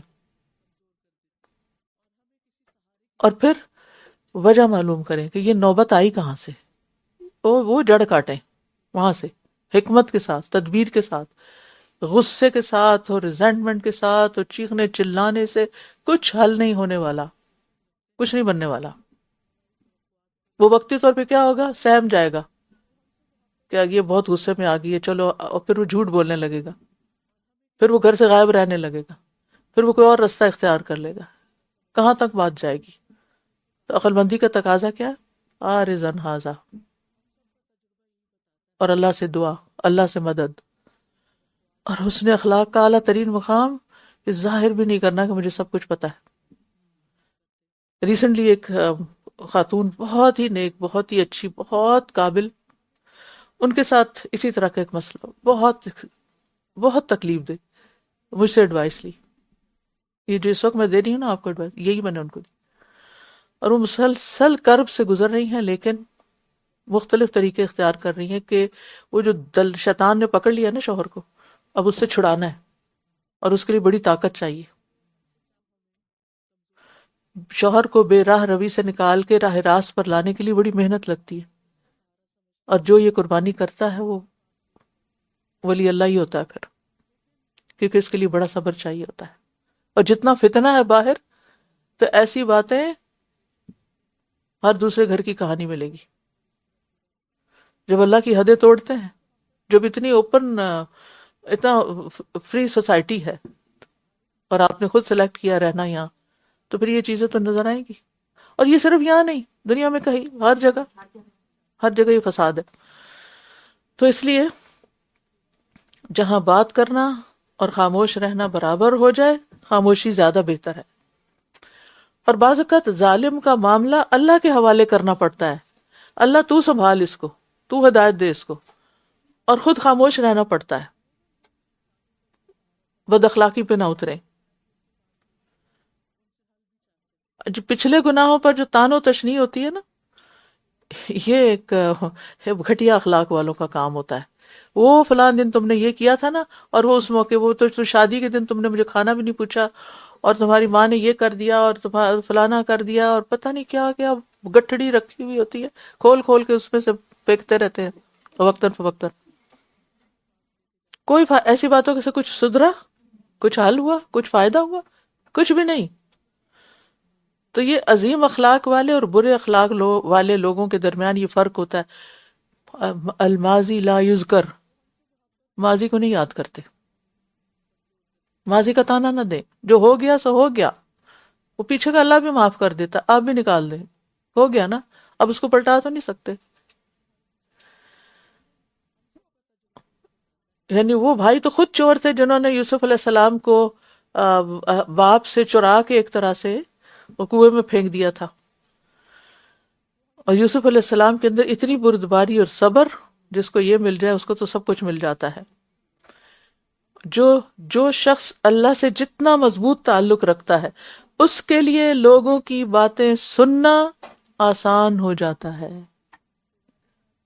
उसको ज्यादा फर्क नहीं पड़ता कौन क्या कह रहा है, वो उन बातों को ज्यादा अहमियत नहीं देता।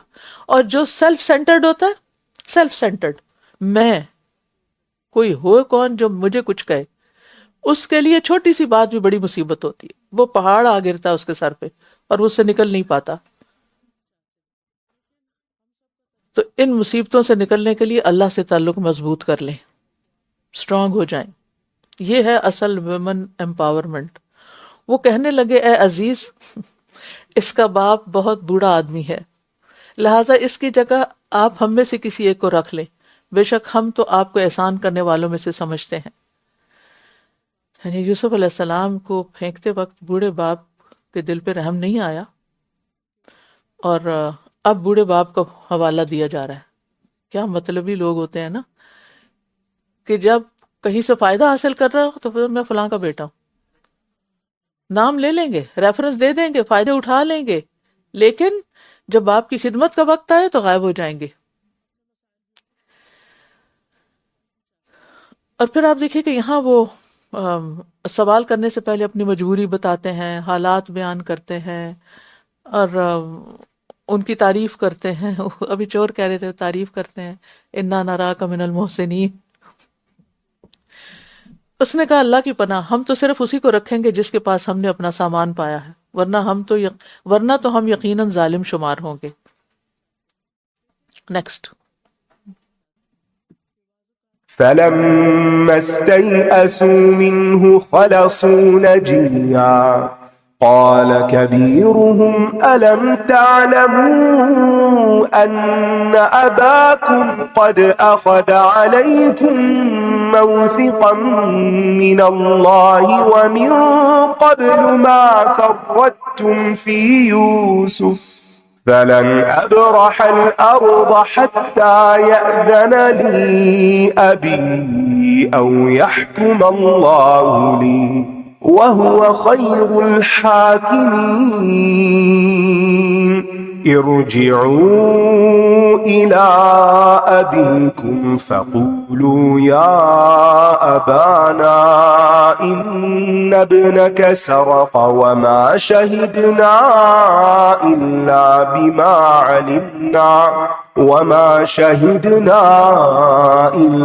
بما علمنا وما كنا للغيب حافظين واسأل القرية التي كنا فيها والعير التي أقبلنا فيها وإنا لصادقون قال بل سولت لكم أنفسكم أمرا فصبر جميل عسى الله أن يأتيني بهم جميعا إنه هو العليم الحكيم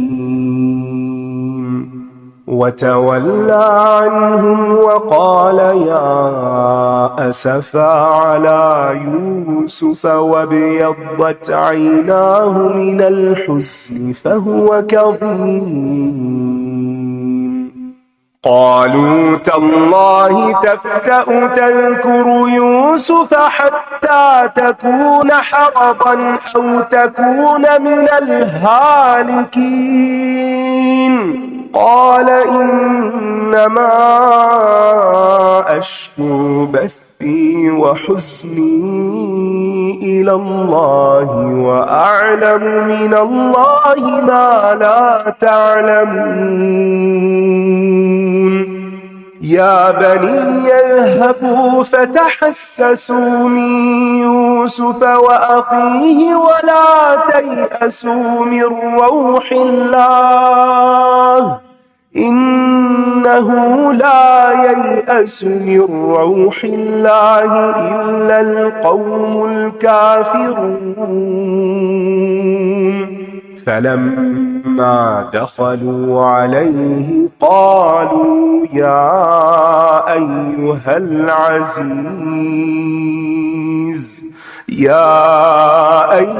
العزيز مسنا وأهلنا الضر وجئنا ببضاعة مزجاة فأوف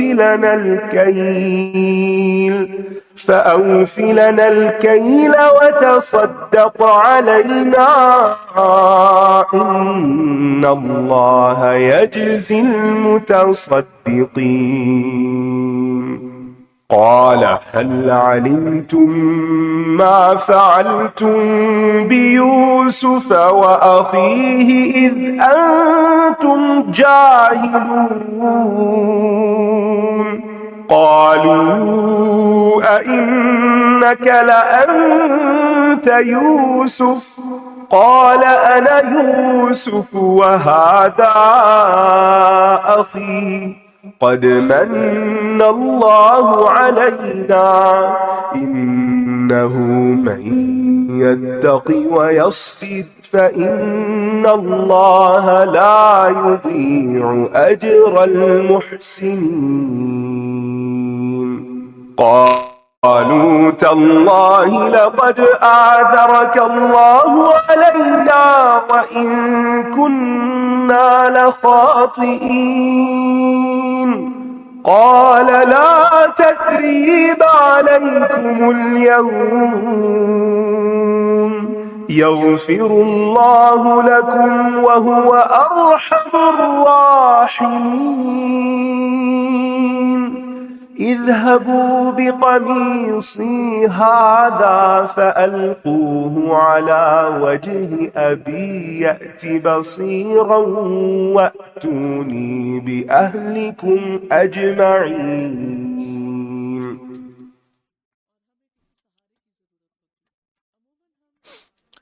پھر جب وہ اس سے مایوس ہو گئے تو الگ ہو کر چپکے مشورہ کرنے لگے. ان کے بڑے نے کہا کیا تم نہیں جانتے، کیا تم جانتے نہیں کہ تمہارے والد نے تم سے اللہ کے نام پر پختہ عہد لیا تھا اور اس سے پہلے تم یوسف کے معاملے میں جو کوتاہی کر چکے ہو، لہٰذا میں تو اس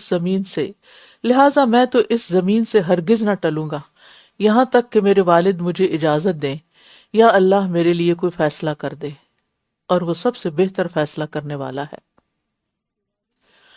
اب یہاں بڑا بھائی یاد دہانی کرا رہا ہے، نصیحت کر رہا ہے اور ان کو سمجھا رہا ہے اور اللہ کے فیصلے کا انتظار کر رہا ہے. تو جب کوئی جتھا بھی ہوتا ہے نا، یعنی کوئی گینگ اکٹھا ہو گیا، تو اس میں سے اگر ایک بھی کوئی سمجھانے والا نکل آئے تو بہتوں کا بھلا ہو جاتا ہے. تم سب اپنے والد کی طرف لوٹ جاؤ اور کہو اے ہمارے ابا جان، بے شک آپ کے بیٹے نے چوری کی تھی اور ہم نے وہی گواہی دی جس کا ہمیں علم تھا، اور ہم غیب کی حفاظت کرنے والے نہ تھے، یعنی ہم نے خود نہیں دیکھا تھا کہ اس نے ایسا کیا ہے یا نہیں. اور ویسے بھی چوری کی سزا ہم نے وہی بتائی جو ہم جانتے تھے کہ چور اس شخص کی غلامی میں 1 سال رہے جس کی اس نے چوری کی ہے. اور آپ اس بستی والوں سے پوچھ لیں جہاں ہم تھے اور اس قافلے سے بھی جس میں ہم آئے ہیں، اور یقیناً ہم بالکل سچے. جب کسی انسان کا اعتبار نہیں ہوتا نا، اس کو پتا ہوتا کہ دوسرا مجھ پہ اعتبار نہیں کر رہا، تو وہ پھر اور گواہیاں لاتا. بستی والوں سے پوچھے، قافلے سے پوچھے، اور پھر قسمیں کھاتے ہیں ہم بالکل سچے ہیں. یعنی ایک بار اعتبار ٹوٹ جائے تو پھر اپنی صفائی پیش کرنے کے لیے بہت سی گواہیاں لانی پڑتی ہیں. اس نے کہا نہیں، بلکہ تمہارے نفسوں نے ایک کام کو تمہیں اچھا کر دکھایا، اب تو صبر ہی اچھا ہے. امید ہے کہ اللہ ان سب کو میرے پاس لے آئے گا، بے شک وہی بہت علم والا، خوب حکمت والا ہے. اب آپ دیکھیے کہ بھائی کے سامان سے پیالہ نکلنے والی بات اچھے انداز میں بھی بتائی جا سکتی تھی، لیکن کیا کہا؟ تمہارے بیٹے نے چوری کی، ان ابنک سرق. یعنی جو بااخلاق انسان ہوتا ہے نا، وہ برے سے برے واقعے کو بھی مختصر ایک اچھے بھلے مانس انداز میں اس خبر کو بتاتا ہے. اور جو دل کا کھوٹا ہوتا ہے یا جس کے اندر کوئی اخلاق مروت نام کی چیز نہیں ہوتی، وہ خیر میں سے بھی کوئی شر کا پہلو ڈھونڈ کے تو اس بات کو پکڑ لیتا ہے اور اس کے لوگوں کو یعنی کہ بد مزہ کرتا ہے، بری خبریں سنا کے. کچھ لوگوں کو عادت ہوتی ہے کہ دوسروں کے پاس اچھی خبر لے کے جاتے ہیں، تکلیف دہ بات بھی ہو تو اس میں سے بھی خیر کا پہلو نکال کے بیان کرتے ہیں، اور کچھ اچھی باتوں میں بھی خوف دلاتے ہیں کہ ہاں یہ تو ہے لیکن دیکھیں پھر آگے کیا ہوتا ہے، جو کل دیکھا ہی نہیں اس کے فکر ڈلوا دیتے ہیں. تو ہم سب کو سوچنا چاہیے کہ کیا ہم لوگوں کے لیے خوشخبریاں لانے والے ہیں یا ہم تکلیف دہ باتیں کرنے والے ہیں.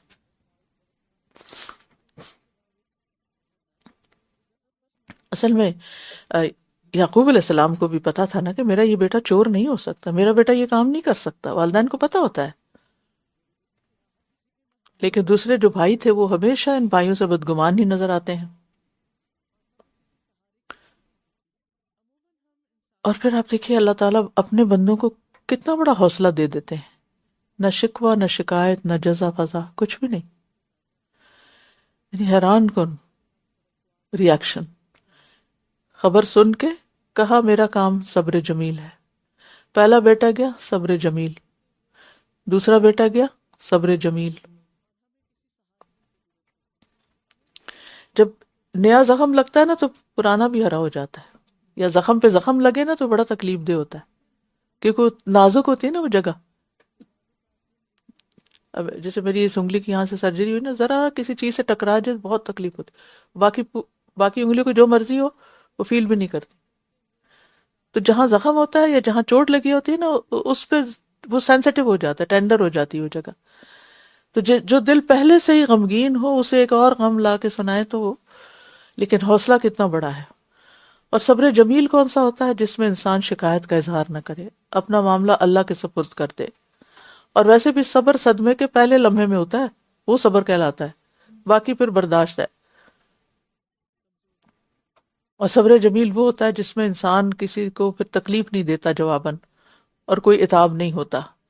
اور ایسا صبر جو ہے وہ کامیابی کی ضمانت ہوتا ہے، اور جس میں انسان پھر اللہ سے امید رکھتے ہوئے، حسن ظن رکھتے ہوئے، اس کی طرف رجوع کرتے ہوئے، ضرورت کے وقت اس کے سامنے گڑ گڑاتے ہوئے، دل کو اس کی طرف مائل کرتے ہوئے صبر کرتا ہے. اور اللہ سے کبھی بھی مایوس نہیں ہونا چاہیے.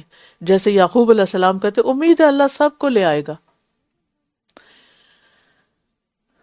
اب آپ دیکھیے کہ سختی کی انتہا ہو گئی نا. یعقوب علیہ السلام ایک آزمائش کے بعد ایک میں مبتلا ہوئے ہیں، اور اب نکلنے کا راستہ اللہ تعالیٰ بنا دے گا. عربی میں ایک محاورہ ہے، الامر اذا ضاق اتسع. کسی معاملے میں جب کوئی بہت ضیق تنگی آ جاتی ہے تو وہیں سے وسعت نکل آتی ہے. تو یعقوب علیہ السلام کی زندگی میں ہر باپ کے لیے انصاف کا ایک سبق ہے، اور بہت بڑی عظیم مثال ہے وہ ایک اچھے فادر ہونے کی. اور اس نے ان سے منہ پھیر لیا اور کہنے لگا ہائے افسوس یوسف پر. ان کے سامنے کچھ نہیں کہا، اپنے غم کا اظہار ان کے سامنے نہیں کیا، دوسری طرف ہو کے کیا. اور اس کی دونوں آنکھیں غم سے سفید ہو گئی تھی اور وہ غم سے بھرا ہوا تھا. قزیم اس مشک کو کہتے ہیں جس کو فلی بھر کے تو اس کا منہ بند کر دیا گیا ہو، یعنی جو چیز گلے پہ آ رہی ہو نا. یعنی ان کا غم اتنا تھا کہ جو بس بعض اوقات ہوتا ہے نا غم اتنا گلے تک آ جاتا ہے کہ آپ بات نہیں نکلتی، آپ کی نا ہچکی لگ جاتی، بات نہیں زبان سے نکلتی. تو یعنی وہ بھی غم سے بالکل بھر چکے تھے، اور لوگوں سے چھپایا ہوا تھا، اس کو باندھا ہوا تھا، ان کے سامنے نہیں ظاہر کرتے تھے، ضبط کیا ہوا تھا. یہ جو ضبط نفس ہوتا ہے نا، سیلف کنٹرول، یہ بھی بہت بڑی نعمت ہوتی ہے. اب یہ کہ ان کی آنکھیں سفید کیوں ہوئی تھی؟ رونے سے. تو کسی مصیبت پر آنسو بہانا جائز ہے، یہ نہیں کہ تم تو اتنے بڑے ہو اور تم رو رہے ہو، اس طرح کی باتیں نہیں کرنی چاہیے. بعض اوقات بچے روتے ہیں نا تو کہتے ہیں اتنے بڑے ہو گئے ابھی بھی رو گے. رونے دیں، جو رونا چاہتے ہیں اسے رونے دیں، کیونکہ رونے سے دل ہلکا ہو جاتا ہے. غم اور مصیبت ہلکی ہو جاتی ہے اگر انسان آنسو بہا لے. نبی صلی اللہ علیہ وسلم ابراہیم جو آپ کے بیٹے تھے سب سے چھوٹے، وہ اس کی وفات پر رو رہے تھے. تو صحابہ کو بڑی حیرانی ہوئی. آپ نے فرمایا بے شک آنکھ آنسو بہاتی ہے اور دل غمگین ہے، اور ہم اس کے سوا کچھ نہیں کہتے جو ہمارے رب کو پسند ہو، زبان سے کچھ نہیں نکالیں گے. اور بے شک ہم تیری جدائی سے اے ابراہیم یقیناً غم زدہ ہیں. وہ فوت ہو چکے اور ان کہتے اے ابراہیم. کوئی فوت ہو چکا نا تو آپ کبھی کبھی ایسا تھا نا، جب آپ کو بہت پیارا کوئی فوت ہو جائے تو آپ کا دل چاہتا ہے کہ آپ اس سے ایسی باتیں کریں جیسے آپ زندگی میں کرتے تھے. جیسے عام طور پہ جیسے میری کیفیت اپنی والدہ کے لیے ہوتی ہے نا. تو جب والدہ زندہ ہوتی ہے، چاہے کتنے بھی ہم خود بڑے ہو جائیں تو ہمیں امی جی، امی جان، جو بھی ہم بلاتے ہیں وہ کہہ کے کتنا کتنا مزہ آتا ہے نا. ویسے تو اللہ کا نام ہی لینا چاہیے، لیکن پیارے رشتوں کو بھی اگر کوئی پکارتے ہیں یا نام لیتے ہیں تو جیسا یوسف علیہ السلام پتہ نہیں کہاں ہیں کہاں نہیں، لیکن وہ کہتے ہیں ہائے یوسف. اس کا یہ مطلب نہیں کوئی غیبانہ طور پہ پکار کے شرک کر رہے ہیں، یہ نہیں ہے اس کا مطلب. یہ صرف ایک محبت کا اظہار ہوتا ہے. اور کامل انسان بھی غم زدہ ہو سکتا ہے. وہ پیغمبر تھے پھر بھی غم زدہ تھے. یعنی غمگین ہونے میں کوئی حرج نہیں، ایز لانگ ایز آپ اپنی ڈیوٹیز پوری کر رہے ہیں. آپ کا دل غمگین ہے کوئی بات نہیں، لیکن اس سے بھی پناہ مانگنی چاہیے اور دعا کرتے رہنا چاہیے. یعنی غم کے وقت رونا ثابت قدمی کے منافی نہیں ہے، اور نقصان ہونے پر صبر کے ساتھ دل کو اللہ کے سپرد کر دیں. انہوں نے کہا اللہ کی قسم آپ ہمیشہ یوسف ہی کو یاد کرتے رہیں گے یہاں تک کہ آپ گھل کر رہ جائیں یا آپ ہلاک ہی ہو جائیں، یعنی جسمانی یا دماغی لحاظ سے بیکار ہو جائیں.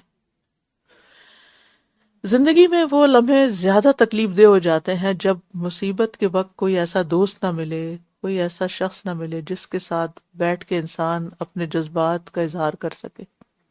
ہر انسان کو رونے کے لیے ایک کندھا چاہیے ہوتا ہے، اور اس میں کوئی حرج کی بات نہیں. لیکن جب انسان دیکھتا نا، نہ اس کے بچوں میں سے، نہ اس کے شوہر، نہ اس کے کوئی والدین دنیا سے جا چکے، کوئی بھی نہیں ہے جس کے ساتھ بیٹھ کے وہ اپنے جذبات، اپنے دل کی بات شیئر کر سکے. بلکہ اگر کسی وقت بھولے سے ہو بھی جائے تو وہ سرزنش کرنے لگے، ڈانٹ ڈپٹ کرنے لگے، تمہیں تو اور تو کچھ سوچتا ہی نہیں، بار بار تم یہی بات سوچتی ہو. ایسا ہوتا ہے نا کہ اگر آپ گھر میں اپنی کسی دکھ، غم، تکلیف کا اظہار کر دیں اپنے کسی بہن بھائی کے آگے، شوہر کے آگے، باپ ماں کے آگے، تو بعض اوقات وہ بھی تنگ آ جاتے تو کہتے تمہیں اور کچھ نہیں ملتا بات کرنے کو، یہی بات پھر اللہ کی درگاہ ہے نہ جہاں جس وقت چاہیں جا کے رو لیں. اس نے کہا میں تو اپنی بے قراری اور غم کی شکایت صرف اللہ سے کرتا ہوں، اور میں اللہ کی طرف سے وہ کچھ جانتا ہوں جو تم نہیں جانتے. انما اشکو بثی و حزنی، ایسا غم جسے چھپایا جا سکے حزن کہلاتا ہے، اور جسے چھپایا نہ جا سکے بث کہلاتا ہے. بث فیہا من کل دابہ، کیا ہے؟ پھیلا دیے، ٹھیک ہے نا. یعنی وہ غم جو چھپتا نہیں. حضرت عمر رضی اللہ عنہ یہ آیت پڑھ کے اللہ کے آگے آہوزاری کرتے تھے. عبداللہ بن شداد کہتے ہیں میں نے عمر رضی اللہ عنہ کے روتے ہوئے دھاڑے مارنے کی آواز سنی، حالانکہ میں صفوں کے آخر میں تھا اور وہ یہ آیت پڑھ رہے تھے. کیونکہ بعض درد ایسے ہوتے ہیں جنہیں نہ لوگ سمجھ سکتے ہیں نہ کم کر سکتے ہیں ہوتے ہیں. آپ کسی کے سامنے رکھے بھی نہ تو وہ پتہ نہیں کیا باتیں شروع کر دیتے ہیں، آپ اور پریشان ہو کے اٹھتے ہیں. تو وہ کون جانتا ہے، وہ کون سمجھتا ہے؟ اللہ. انما اشکو بثی و حزنی الی اللہ، وہ جو سمجھتا ہے، وہ جو جانتا ہے، میں اس کے آگے رکھ رہا ہوں. ہر طرح کی مشکل کا ایک ہی حل ہے کہ انسان اللہ کی طرف رجوع کرے. حضرت زکریا علیہ السلام کو جب اپنے پیچھے والوں کی فکر ہوئی تو انہوں نے کیا کہا؟ کس کے پاس گئے؟ وَإِنِّي خِفْتُ الْمَوَالِيَ مِن وَرَائِي، اللہ کے آگے فریاد کر رہے ہیں. ایوب علیہ السلام کو بیماری ہوئی تو کیا کہا؟ انی مسنی الضر وانت ارحم الراحمین۔ موسیٰ علیہ السلام بے یار و مددگار بیٹھے ہیں وہاں مدین میں، کیا کہتے ہیں؟ رب انی لما انزلت الی من خیر فقیر۔ وہ ہے نا، کتنی بڑی نعمت ہے اسلام، اللہ کی پہچان، کہ جس کی زندگی میں اللہ کی ذات ہو اور اس پہ توکل اور بھروسہ ہو اور اس کی یاد ہو، اس کا ذکر ہو، اس کے لیے بہت بڑا مضبوط سہارا ہے۔ وَمَن یعتصم باللہ فقد ہدی الی صراط مستقیم۔ یہ ایسا کڑا ہے اتنا مضبوط کہ جسے ٹوٹنا ہے ہی نہیں۔ اور لوگوں سے شکایت، اور عام لوگوں سے اور ان نون لوگوں سے، تو بالکل ہی جہالت کی بات ہے۔ یعنی کچھ خواتین کی عادت ہوتی ہے کہ 2 منٹ کسی سے باتیں کی نا تو وہ ادھر ہی کہانی سنانی شروع کر دی۔ یہ نہیں کرنا چاہیے، یہ بے وقوفی ہوتی ہے۔ ہر ایک کے سامنے فریادیں نہیں کرتے، ہر ایک کو اپنی کہانیاں نہیں بتاتے۔ اور وہ یہ کہتا ہے نا، مجھے پتا ہے جو تم نہیں میں جانتا ہوں تو جو تم نہیں جانتے۔ انہیں یہ پتا تھا کہ یوسف زندہ ہے، ٹھیک ہے نا، اور یوسف علیہ السلام نے جو خواب دیکھا تھا وہ سچا تھا، اور وہ آئے گا کہیں سے اور وہ سجدہ بجا لائے گا، تو اس لیے وہ کہتے ہیں، لیکن یہ اس کی بھی ڈیٹیل نہیں بتاتے کہ میں کیا جانتا ہوں۔ ہر بات کی ہر تفسیر تشریح نہیں کی جاتی۔ اے میرے بیٹو جاؤ اور یوسف اور اس کے بھائی کا سراغ لگاؤ، اور اللہ کی رحمت سے مایوس نہ ہونا، بے شک اللہ کی رحمت سے صرف کافر لوگ ہی مایوس ہوتے ہیں۔ یہ اللہ کے ساتھ حسن ظن کی بہترین مثال ہے۔ سال ہا سال گزر گئے، بیٹا جدا ہوا، پھر بھی امید ختم نہیں ہوئی، اسی لیے مایوسی کو